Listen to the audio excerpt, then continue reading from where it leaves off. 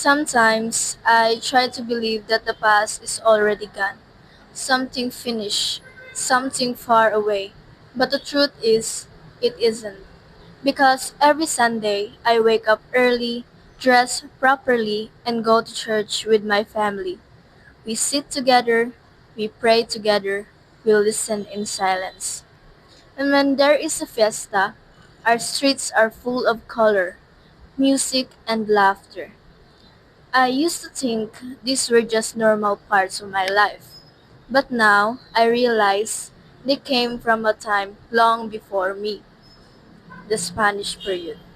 It lives in our traditions, it lives in our faith, and even in the words I speak every day: mesa, silya, kuchara, simple words, but they carry history.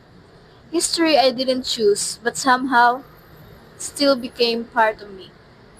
But not all that history is beautiful, because behind those traditions were people who were not free, people who had to follow rules that were not theirs, people who suffered, stayed silent, and endured.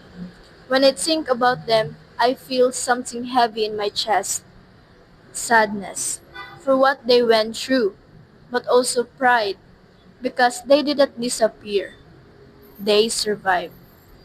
And because they survived, we are here.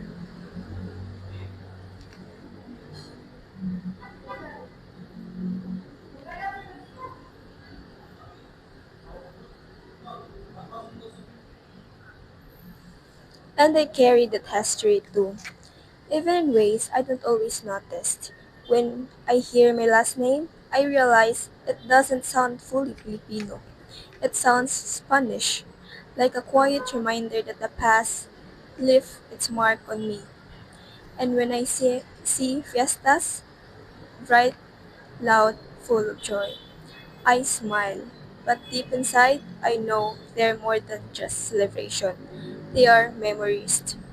Memories of a time that shaped us in, in both good and painful ways. Because, like you said, our ancestors were not always free. They couldn't always pick what they feel. They couldn't always choose their own path. But still, they found ways to hold on to who they were. They kept their identity alive. And now, I live a different life. I study, I can speak, I can ask questions. I can learn about the past openly, freely. And because of that, I understand something important. Freedom is not something small. It was fought for, it was earned. The Spanish period gave us many things: traditions, language, faith, but also gave us lessons.